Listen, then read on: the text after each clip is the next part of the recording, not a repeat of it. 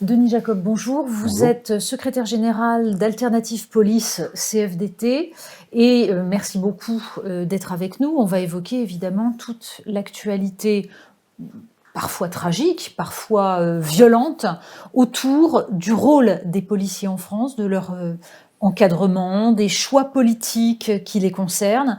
Est-ce que les citoyens et la police ont divorcé ou non? Les choses sont évidemment beaucoup plus complexes que ça et de toute façon les sondages montrent que ce n'est pas comme ça qu'il faut présenter les choses.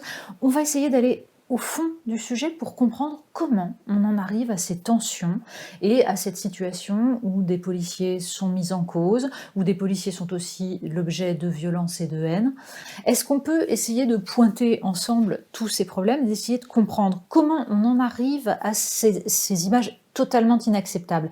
Formation, recrutement, encadrement, qu'est-ce qui s'est passé pour aboutir à ça? D'un point de vue général, on peut considérer que ce qui s'est passé est la conséquence d'outils, de mesures qui n'ont pas été mises en œuvre au moment où elles auraient dû l'être. C'est-à-dire quand on a commencé parce qu'il faut pas de tabou, il faut reconnaître qu'il y a des dérapages dans la police nationale. Moi, je suis syndicaliste policier, je suis policier, mais je suis aussi responsable. Je ne peux pas aller dire dans les médias qu'il ne peut pas y avoir des dérapages de la part des policiers. C'est pas vrai, ça existe. C'est minoritaire, mais ça existe, et il ne faut pas avoir peur de le reconnaître, parce que c'est aussi une façon d'avoir la plus grande transparence sur notre action au quotidien vis-à-vis de la population. Alors, les mesures qu'il fallait mettre en place, ou qu'il faudrait mettre en place, parce que le problème n'est pas réglé à ce jour, c'est tout d'abord le recrutement. Le recrutement, moi, quand je suis rentré dans la police nationale, on avait ce qu'on appelle une enquête de moralité, qui était faite en général par les renseignements généraux, qui s'appelle aujourd'hui renseignement territorial, puisqu'il y a eu une réforme en 2008, et il y avait une enquête de moralité, de voisinage, que faisait votre père, votre mère, vos frères et sœurs, au niveau du voisinage, comment vous étiez perçu. Donc il y avait déjà cette enquête-là qui permettait de filtrer un peu les recrues. Et puis on a des tests psychotechniques, et puis autres au moment du recrutement. Alors, il faut se poser la question aujourd'hui, est-ce que cette enquête moralité existe toujours? Je ne peux pas vous répondre, je ne le sais pas. Et si elle existe, est-ce qu'elle est aussi pertinente qu'elle l'a été dans le passé? Puisqu'on a eu, et il faut le dire, en école de police, on s'est aperçu, après avoir incorporé des jeunes, eh bien que certains avaient déjà fait l'objet de poursuites judiciaires, qu'ils avaient un casier, ou qu'on avait également de jeunes futurs policiers qui étaient radicalisés. On a eu le cas à Nîmes, notamment, d'un jeune qui diffusait au sein de son école des photos, des vidéos de décapitation. Donc bon, il a été renvoyé. Il n'aurait jamais dû arriver en école de police, oui, ce garçon. Donc déjà, il faut se poser la question de est-ce que le recrutement, tel qu'il est fait aujourd'hui dans la police nationale, est pertinent? Ça, c'est le premier point. Ensuite, il y a la formation. La formation initiale, elle était jusqu'à très récemment de 12 mois. Une formation de 12 mois, théorique, de 8-9 mois, et puis le reste sur le terrain par des stages réguliers dans les services de police. Courant 2019, on a réformé cela, et de 12 mois de formation théorique, on est passé à 8 mois, et on a laissé 16 mois d'activité pratique. En fait, vous êtes en stage pendant 2 ans. 1 an, normalement, de théorie, 1 an de pratique. On est passé de 8 mois de théorie à 16 mois de pratique. Pour des raisons de coût? Pas pour des raisons de coût. Pour des choix pour des choix c'est surtout pour avoir plus rapidement des policiers sur le terrain. D'accord. Clairement. Mais ça veut dire qu'on a des jeunes recrues qui sont en formation sur le terrain, ce qui permet de se faire une expérience, mais qui tout de même les jette un petit peu dans la fosse aux lions, sans avoir eu peut-être suffisamment de formation théorique avant, oui, de travail sur les bonnes réactions, sur la maîtrise de soi, sur la déontologie. Tout à fait. C'est ça que ça signifie. Tout à fait. Et il faut peut-être d'ailleurs accentuer le caractère déontologique, en tous les cas comportemental, vis-à-vis de la population avec laquelle on est amené à être en contact direct. Alors forcément, on n'est pas en contact avec les populations, monsieur et madame tout le monde, qui va travailler le matin dans les bureaux ou à l'usine. Hein. On est très souvent exposé à une population de quartiers défavorisés. Et je ne parle pas non plus des gens qui se lèvent tôt pour aller travailler, mais je parle notamment des jeunes qui qui sont pris dans un trafic de quartier et qui souvent sont victimes eux-mêmes de ce quartier parce qu'ils ont été laissés à l'abandon, personne pour s'en occuper, et c'est les réseaux de trafiquants qui les ont pris en main. On pourra en parler aussi parce que ça, c'est un vrai sujet sur la politique qui est conduite pour ces jeunes-là, parce que c'est pas la police qui pourra régler ça.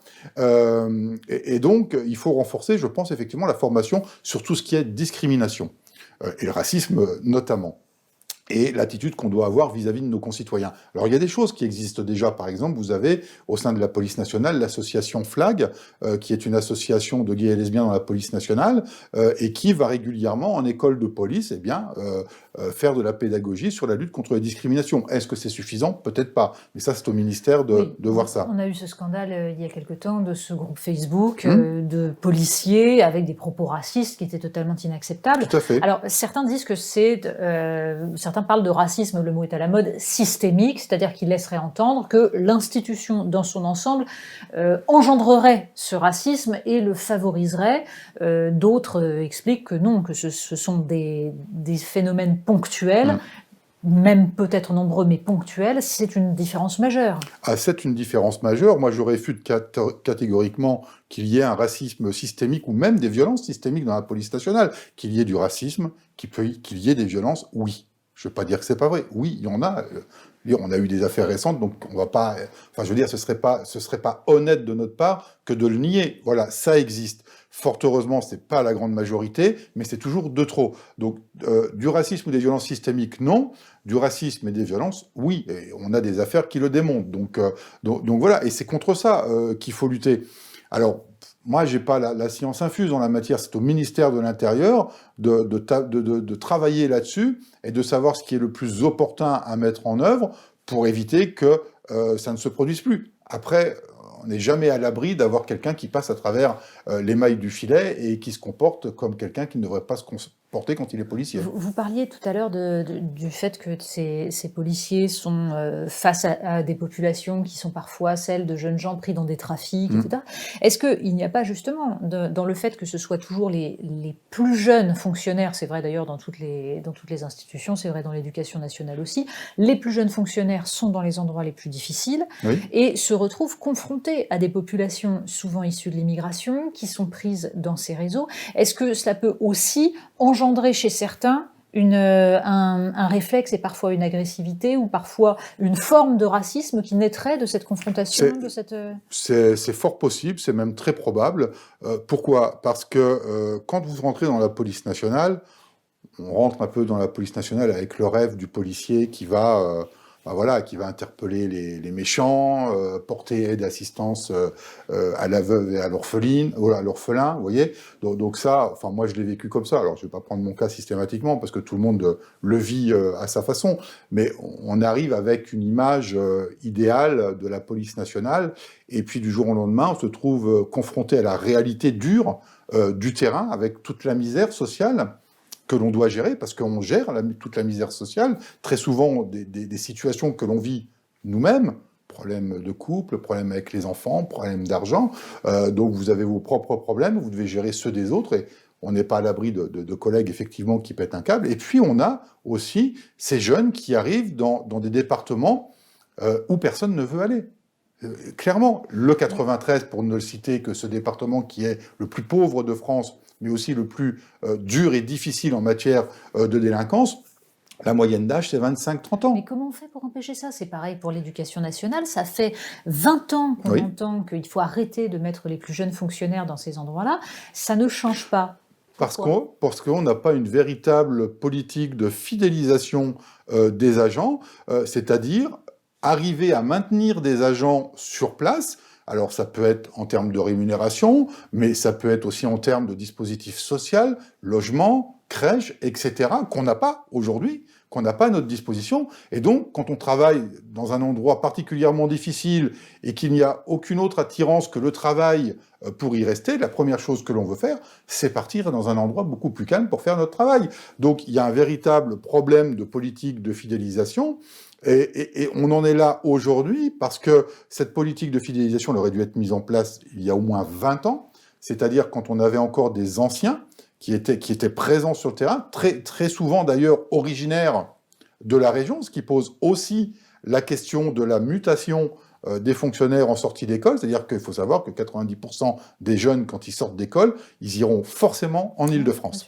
Donc nous, au titre de mon organisation syndicale, on dit il faut se pencher et réfléchir sur la question de la régionalisation, de façon à ce qu'on puisse avoir un terreau de policiers qui, au bout de quelques années, deviennent des anciens, et quand les jeunes arrivent, eh bien, on puisse les encadrer, comme moi j'ai connu, il y a 30 ans. Moi je suis arrivé, j'avais une majorité de collègues qui avaient 40, 45 ans, ça faisait déjà 15 ou 20 ans qu'ils étaient en service, et j'ai commencé ma carrière sur le Val-de-Marne, je travaillais sur tout le département, et à chaque fois qu'on allait sur une commune différente, on me disait, bah, attention, cette commune-là, ben voilà, Vitry-sur-Seine, c'est pas Saint-Maur-des-Fossés, donc on se comporte pas de la même manière, on marche pas le long des immeubles, on prend de l'écart de quelques mètres parce qu'on sait qu'il y a des choses qui tombent du toit. Et donc on était encadré et on nous disait attention, on a une population particulièrement difficile, on n'intervient pas, on contrôle pas de la même façon, et donc il faut être prudent. C'est fini tout ça, il n'y a plus d'anciens. Donc on balance des gamins, parce que ce sont des gamins, sur le terrain, qui ne connaissent encore rien à la vie, parce que la grande majorité sortent de chez leurs parents, ils sortent très souvent de leurs études, donc ils ne savent pas comment réagir face à une situation particulièrement dangereuse dans des départements du 93, et je me répète, la grande majorité vient de province. Donc en plus, ils ne connaissent même pas l'Île-de-France et toutes les difficultés de l'Île-de-France. Donc il faut que le ministère de l'Intérieur réfléchisse à comment répartir les effectifs, les plus anciens et les plus jeunes, de manière à ce qu'on ait une mixité non plus sociale, parce que la mixité sociale existe aussi dans la police nationale, mais une mixité dans l'âge, de façon à ce qu'on ait véritablement un encadrement. Et oui, d'ailleurs, le ministre l'a dit pendant son audition hier. Donc le ministre l'a dit, il faut qu'on voit ça de près, qu'on travaille là-dessus. Je ne vais pas jeter la pierre à ce ministre-là, parce que ce n'est pas un problème récent. Je veux dire, ça fait... Tous les ministres ont leur part de responsabilité. C'est dommage qu'il ait fallu ce type d'affaire.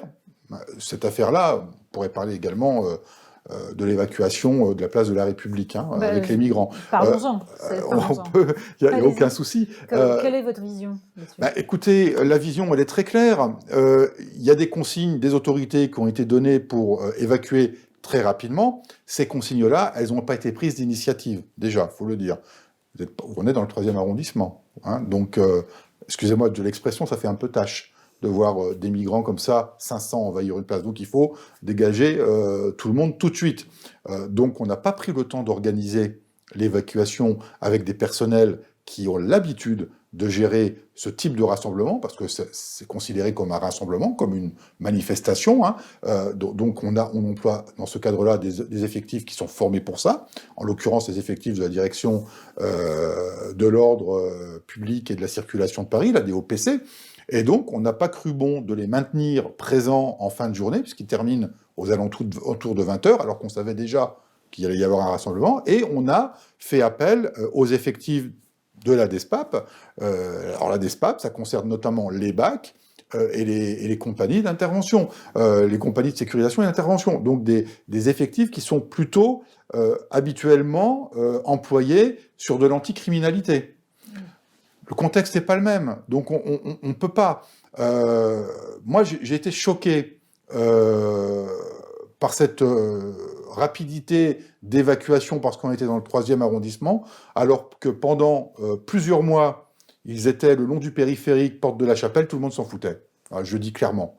Moi, en tant que citoyen, ça me choque que pendant des mois, on laisse des gens là-bas, tout le monde s'en moque, tant que visuellement, ça pose pas un problème ou de délinquance, ils sont bien là-bas. Mais là, place de la République, vous comprenez, c'est le centre de Paris, alors là, il faut évacuer tout de suite. Et puis, je dénonce aussi la manipulation qui en a été faite, parce que le service d'ordre pour l'évacuation n'a pas été à la hauteur de la situation, mais on a eu une manipulation aussi, soit de certains hommes politiques, soit associatifs, pour faire le buzz dans un contexte politique autour de la loi sur la sécurité globale qui tombait à point pour faire monter la mayonnaise. Donc moi, je renvoie dos à dos les autorités du ministère de l'Intérieur qui ont pris des décisions qui n'étaient pas adaptées à la situation, et je dénonce aussi ces politiques et ces associations qui utilisent la misère sociale pour faire un buzz politique. Et c'est tout aussi détestable que les mauvaises décisions qui ont été prises au niveau des autorités de la police. Oui, de toute façon, on savait très bien en effet que c'était des images qui étaient recherchées par les associations qui ont choisi de se mettre place de la République. Alors il se trouve qu'ils ont eu les images qu'ils cherchaient, bien sûr,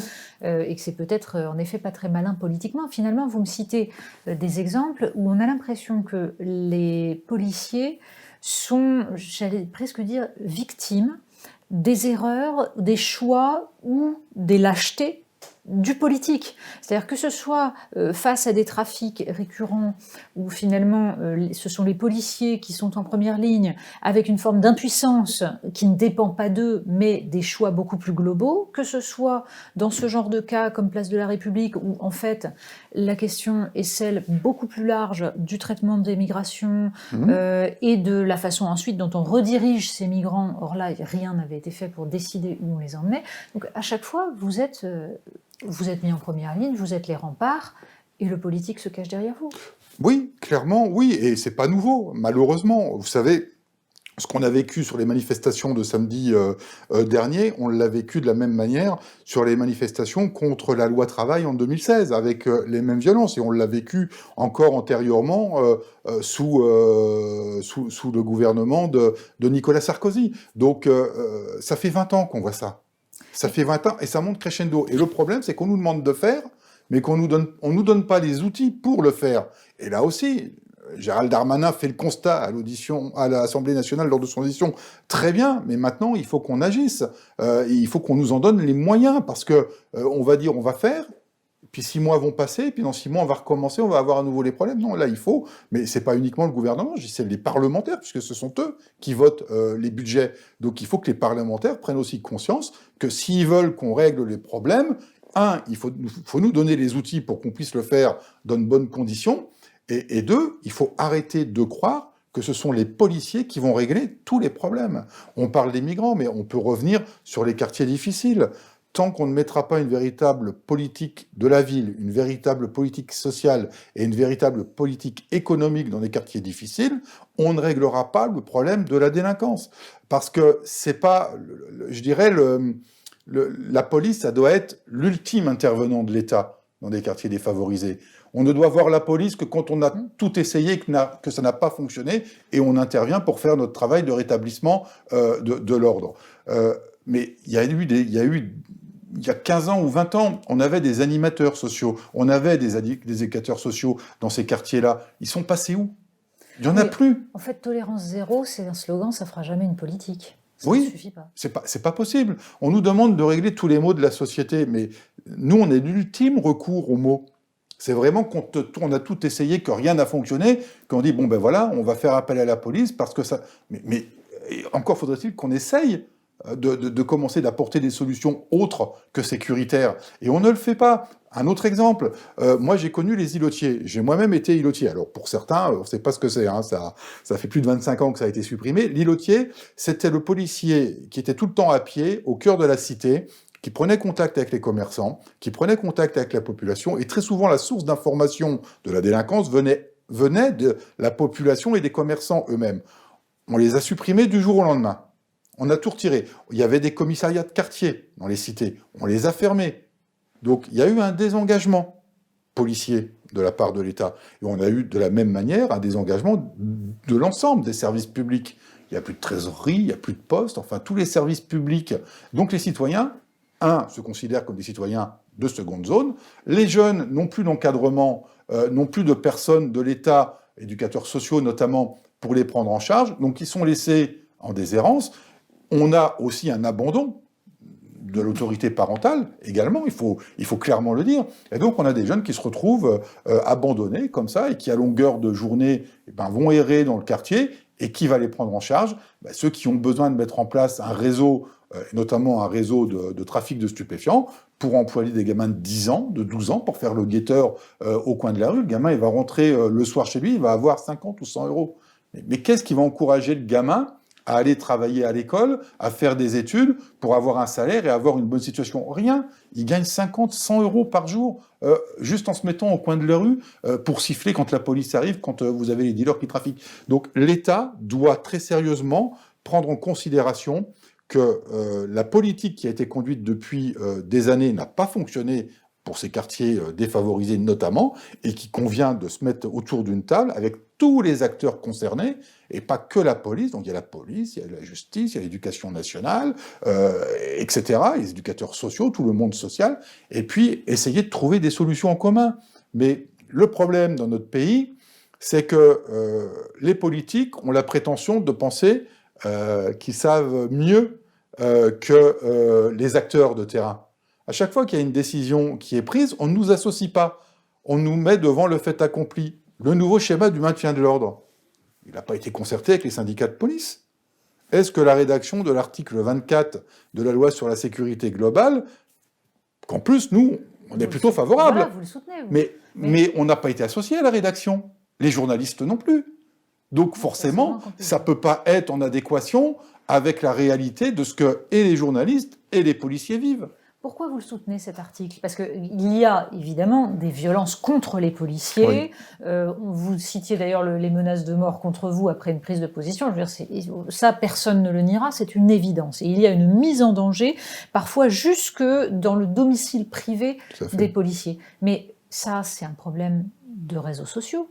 Est-ce qu'on le règle en empêchant de filmer, ou est-ce qu'on le règle en rétablissant l'ordre dans cet espace public que sont les réseaux sociaux? Alors nous, c'était pas ce qu'on demandait. On demandait que la rédaction de l'article, qui n'a pas été pris en compte, nous concernant, parle bien d'un floutage du visage des policiers sur des vidéos qui sont utilisées sur les réseaux sociaux, accompagnées de messages de haine, de menaces contre les policiers, et qu'elles soient déjà que les personnes soient identifiées, mais qu'elles soient sévèrement réprimées. C'est tout ce qu'on demande. Nous, on n'a jamais demandé l'interdiction de filmer les policiers en intervention. Alors, encore moins pour les journalistes, parce qu'on est attaché fondamentalement à la loi de 1881, je le dis très clairement, et en tant que syndicaliste, on a quand même un rapport avec les journalistes dans notre travail au quotidien qui est quand même relativement proche. Non, pour nous, c'est fondamental pour notre démocratie, ça fait partie des piliers de notre société. Il n'est pas question de remettre un iota de ce que prévoit la loi de 1881 sur la liberté de la presse. Et pas plus que pour le droit d'informer. C'est-à-dire que moi, je suis allé en manifestation en 2016, j'ai pris ma petite GoPro, je suis allé filmer pour montrer du côté policier ce qu'on subissait aussi. Mais demain, je ne peux plus le faire. Donc ça, c'est hors de question.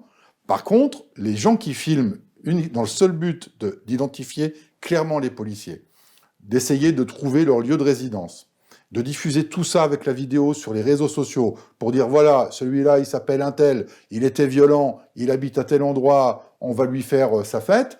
Non, ça, c'est pas acceptable. Est-ce qu'on n'a pas déjà les armes juridiques? Alors, juridiquement, il y a des dispositifs. Le problème, c'est que il faut aller piocher dans un texte ou alors aller piocher dans un autre. Il y a deux possibilités. Soit on réécrit l'article 24 et très clairement, en rappelant tout ce qui doit être fait pour protéger les policiers, mais aussi leurs familles, parce que c'est aussi pour les familles. C'est-à-dire qu'aujourd'hui, un policier demande à ses enfants de ne pas dire en milieu scolaire que son papa est policier.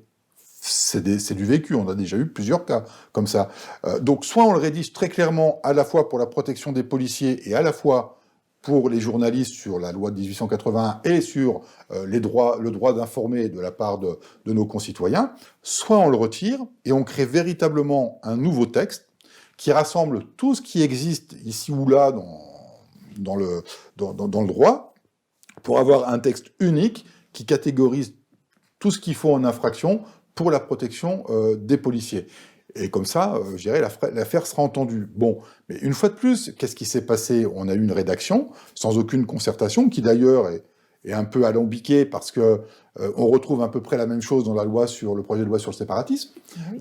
Donc voilà, donc on voit que d'un côté, on a un ministre de la Justice qui propose une loi sur le séparatisme, de l'autre côté, des parlementaires à l'initiative du ministère de l'Intérieur qui proposent une loi sur la sécurité globale, et quand on les lit, on voit qu'il y a des ressemblances, donc ça veut dire que même entre eux, ils ne sont pas concertés. Est-ce que c'est pas parce que le ministre de l'Intérieur n'avait qu'une envie, c'est de pouvoir afficher un projet de loi qui plairait à ces policiers dans la mesure où ils se vivent comme le premier flic de France? Je ne vais pas vous dire le contraire. Je ne vais pas vous dire le contraire. Ça fait des années qu'on demande un dispositif très clair, net et précis sur la protection de l'image des policiers et de leurs familles sur les réseaux sociaux.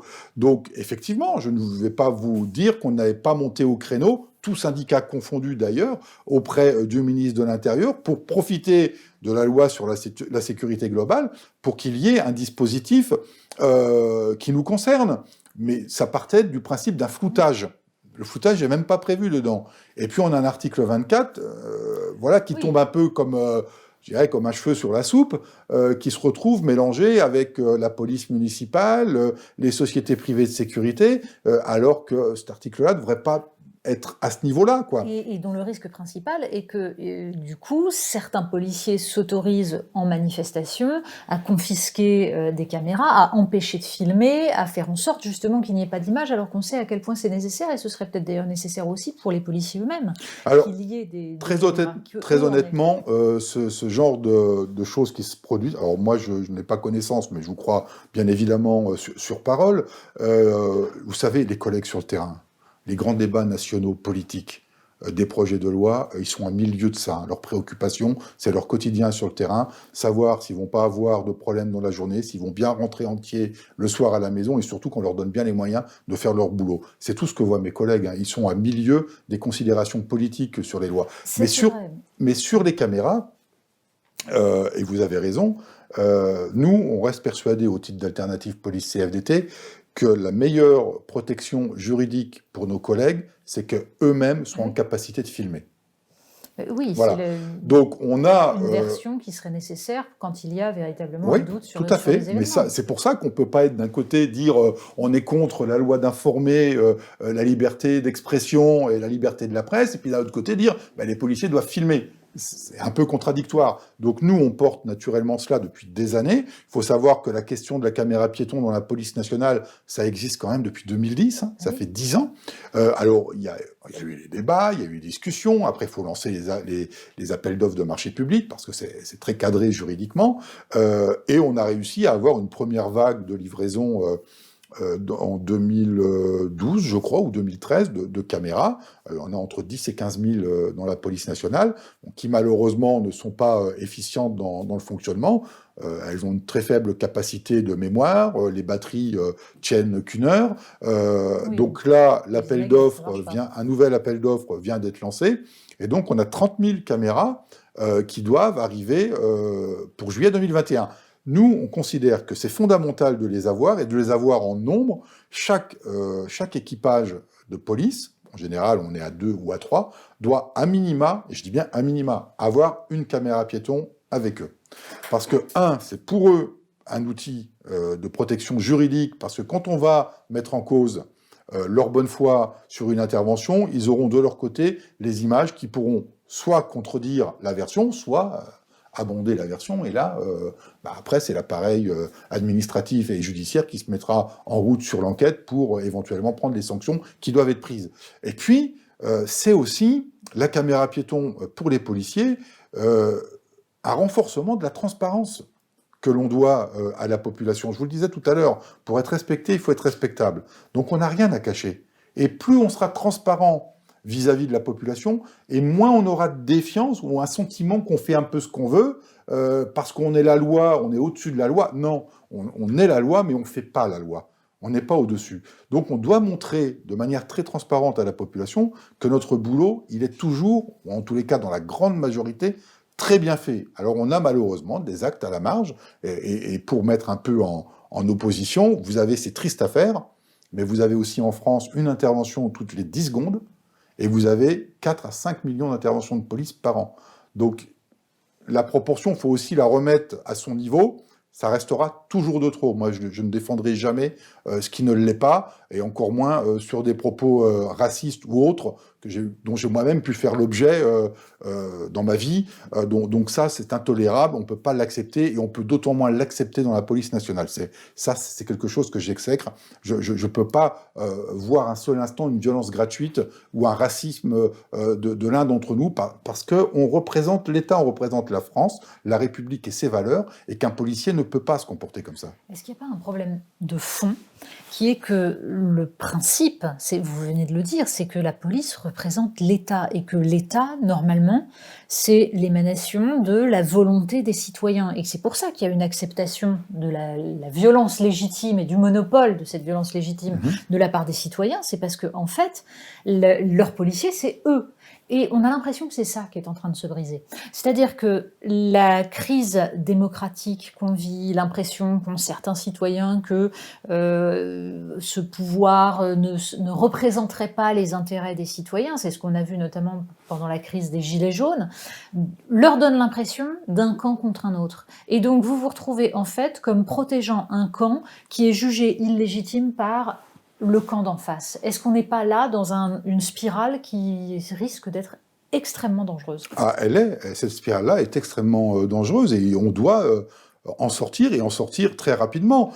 Et vous avez tout à fait raison de dire qu'on est censé être l'émanation de la population, parce que on vient de cette population. La grande majorité des policiers, même si on a fait des études, la grande majorité vient de milieux modestes. C'est pas une caste, les policiers. C'est des gens dont les parents moi, mon père a travaillé à l'usine toute sa vie, et on est tous originaires en grande partie d'un milieu plutôt ouvrier ou cadre moyen. Mais on n'est pas une élite, on n'est pas une caste dans la police nationale. Alors on a eu la chance d'avoir des parents qui n'ont pas eu, eux, la chance de faire des études et qui se sont sacrifiés pour que nous, on puisse en faire pour avoir un niveau social supérieur à celui qu'ils avaient pu avoir.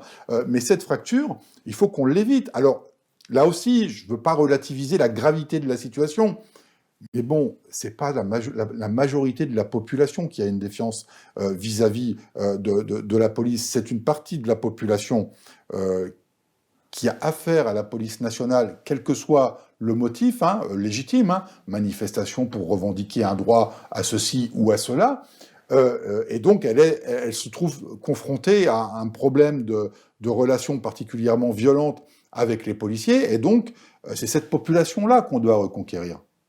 Parce que celle qui nous est acquise, on n'a plus besoin d'en faire la preuve.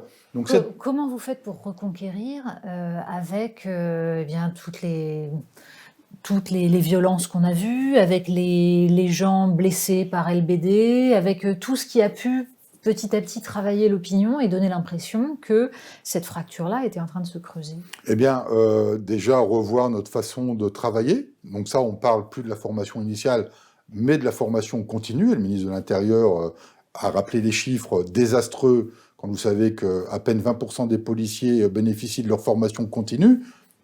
Ben voilà, vous avez posé le problème. C'est-à-dire qu'aujourd'hui, vous arrivez dans la police, vous avez votre formation initiale, puis quand vous sortez de l'école, il ne se passe plus rien. Donc ça veut dire que pendant 20 ans, pendant 30 ans de carrière, vous n'avez pas de remise à niveau. À un moment, il ne faut pas s'étonner qu'on ait des problèmes dans le cadre des missions accomplies. Mais le policier n'est pas responsable. Alors, il est responsable de ses actes, mais il n'est pas responsable de ne pas avoir eu la formation qui permettait d'adapter ses gestes en intervention. C'est l'État qui est responsable de ne pas donner les moyens aux policiers d'avoir une remise à niveau, parce qu'on en a besoin, mais je dirais comme dans n'importe quelle profession d'ailleurs. Et je vais vous donner un exemple qui est très criant. Dans la police nationale, vous avez le droit à 2 heures de sport par semaine. Obligatoire. Sur votre temps de travail. Ça fait des décennies que ce n'est pas appliqué.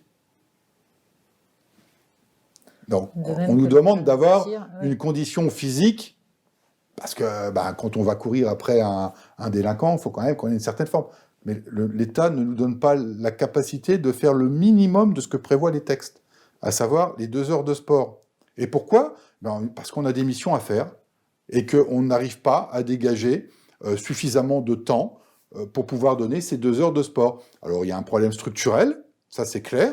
Il y a un problème d'encadrement, il y a un problème de superposition de service. C'est d'ailleurs pour ça qu'il y a une réforme du temps de travail actuel dans la police nationale pour essayer de rassembler un maximum d'effectifs en même temps pour avoir une bouffée d'oxygène à la fois pour assurer les missions, mais aussi pour permettre aux policiers de souffler, parce que quand on a des collègues qui pètent un câble, même si ça reste inacceptable, ils pètent un câble, pourquoi? Mais quand vous avez eu 18 mois de manifestation de gilets jaunes, toutes les semaines, qu'on ne vous a pas accordé vos congés, qu'on n'a pas cessé de reporter de semaine en semaine les repos légaux que vous deviez avoir, mais à un moment donné, vous avez une partie des collègues qui sont à saturation, et physiquement, et psychologiquement. Donc oui, l'État, quel qu'il soit, quel que soit le gouvernement, porte la responsabilité de cela. Donc à un moment donné, il faut aussi savoir faire son autocritique et dire, bon, là, il faut qu'on revoie le dispositif, le schéma même de fonctionnement organisationnel et structurel de la police nationale, parce qu'on va droit dans le mur, et on va droit dans le mur aujourd'hui. Donc voilà, donc il est temps qu'on réforme la police nationale, parce que effectivement, on a encore la confiance de la population. Le dernier sondage qui est sorti, c'est 60%. Oui. Bon, je pense qu'il est temps de ne plus attendre d'arriver à moins de 50. J'allais vous dire, vous voyez l'avenir comment? Parce que, en effet, la confiance est encore là en très grande majorité. On voit pour autant des accros, on voit des doutes de la part d'une part croissante de la population. On voit aussi des changements de mentalité. Et on a l'impression que vous êtes pris au milieu de ça, que les policiers sont finalement le noyau, mais aussi ceux qui font tampon. Ah, vous attendez quoi des politiques et des citoyens? Alors, vous avez raison, on est entre le marteau et l'enclume, clairement. Voilà, donc on est d'un côté les faire-valoir du politique, ou les boucs émissaires des problèmes, et de la même manière, de la population, c'est forcément les policiers qui ont tous les torts. Donc moi, ce que j'attends, enfin ce que mes collègues attendent surtout, parce que je dirais moi, à la limite, c'est moins important. Moi, je suis maintenant syndicaliste à temps complet, je ne travaille plus sur le terrain, donc je dirais, moi, j'ai un peu le beau rôle. Hein. Moi, je pense d'abord à mes collègues qui en prennent plein la figure au quotidien. Moi, ce que j'attends, c'est que je suis très content d'entendre un ministre faire le constat de ce qui ne va pas dans la police nationale et d'apporter des réponses. Mais ça, ce sont des engagements. Nous, on veut des actes. Alors là, il y a des choses qui sont engagées, on ne peut pas dire le contraire, mais combien de ministres ont pris des engagements qui se sont soldés par aucun acte concret? Mais on en a des listes, je ne vais pas vous faire la liste à l'après-vert, mais la lutte contre les suicides dans la police, parce que c'est un vrai sujet. Christophe Castaner a apporté des réponses, mais ce sont des réponses qui ne sont pas, en adéquation avec la réalité de ce que vivent les collègues.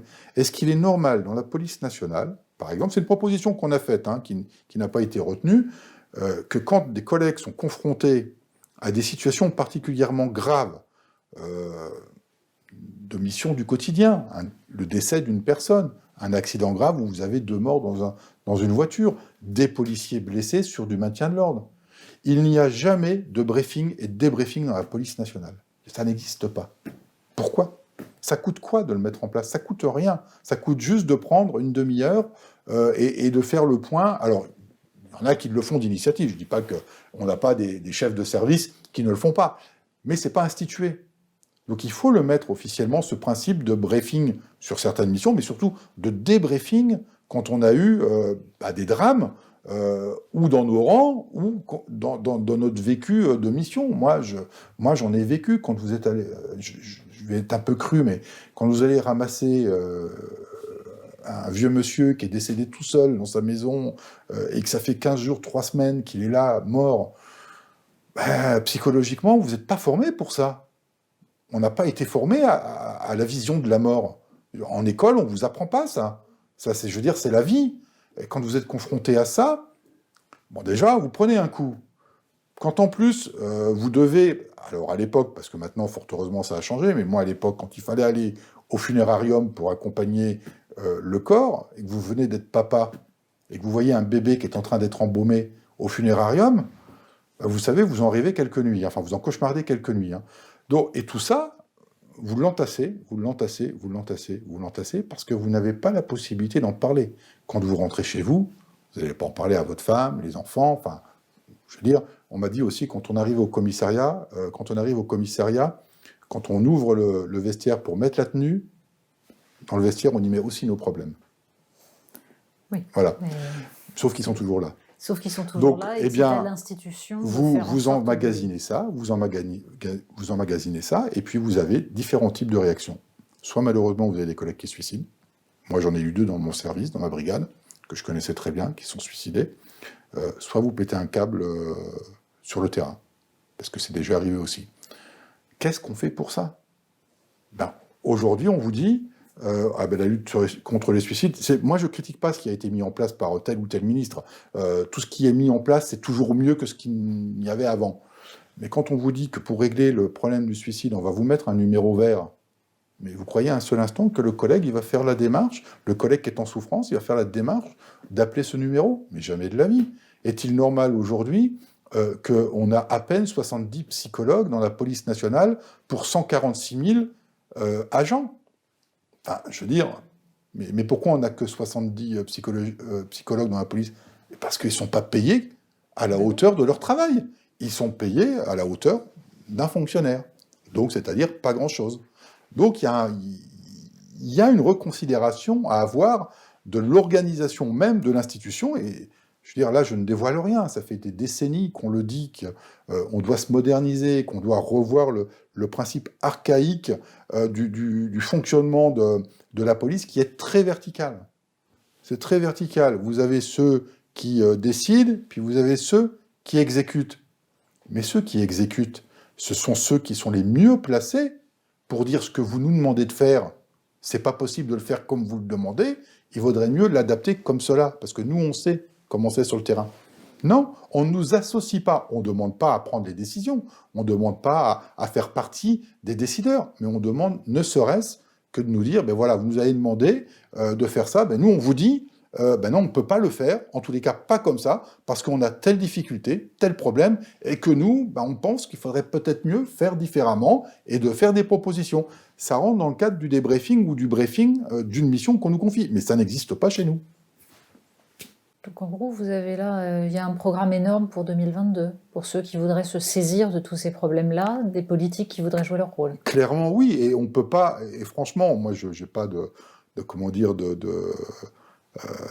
positionnement pour ou contre le gouvernement qui est en place, mais on ne peut pas enlever à Gérald Darmanin d'avoir dit en arrivant, écoutez, moi je suis là pour 18 mois, enfin c'est ce qu'il nous a dit, hein. Moi je suis là pour 18 mois, vous imaginez bien qu'en 18 mois, je ne vais pas pouvoir ouvrir des grands chantiers de réforme. Non, disons qu'on peut éviter dans ce cas-là de se contenter de la com. Alors, c'est ça le danger. Vous lui poserez la question. Je lui poserai la question. Mais clairement, voilà, nous, il voit les problèmes qu'on a au quotidien, et je ne peux pas enlever le fait qu'il apporte des réponses. Mais alors, ce n'est pas des engagements verbaux, parce que ça, les promesses, ça fait bien longtemps qu'on les écoute plus. Donc, on nous dit des choses, et quand les engagements sont pris, on le salue. Là, on a 2500 véhicules neufs. En plus, c'est des 3008 Peugeot. Enfin bon, c'est la bonne voiture. Bon, on a au moins quelque chose pour bosser, quoi. Et en termes d'image, vis-à-vis de la population, quand vous avez des 3 flics dans une casserole qui circulent dans un arrondissement de Paris, enfin franchement, quelle image de la police, quoi. Donc là, on a 2500 voitures qui arrivent flambant neuves. On nous dit qu'il y a des crédits qui sont engagés pour 2021 pour la rénovation des commissariats. Ouf, enfin. Mais le problème, c'est qu'on n'a pas de politique d'anticipation dans ce pays. C'est pas propre à la police nationale. C'est que les commissariats, on ne les rénove pas quand on est confronté au problème. Il faut une politique d'anticipation budgétaire pour dire qu'on vient de construire un commissariat, on sait que dans 10 ans, il y aura de la rénovation à faire. Eh bien ça, il faut le prévoir. On ne le prévoit pas. Donc c'est quand on est mis devant le fait accompli qu'on se met à apporter des réponses. Il est un peu tard, quand le commissariat est totalement dégradé, il n'y a qu'une chose à faire, hein. C'est le raser et le reconstruire. Sauf que construire un commissariat, ça coûte des centaines de millions d'euros. Donc il y a une réforme à mener dans la police nationale, mais il y a aussi une réforme à conduire sur comment sont faits et menées les politiques budgétaires dans notre pays. Parce qu'il n'y a pas d'anticipation budgétaire. En tous les cas, ça n'existe pas pour la police. Ça n'existe pas non plus pour le reste. Bon, merci beaucoup, Denis Jacob. Merci. On voit qu'en effet, les chantiers sont tellement importants que ça va prendre des années pour reconstruire tout ça. Merci. Merci.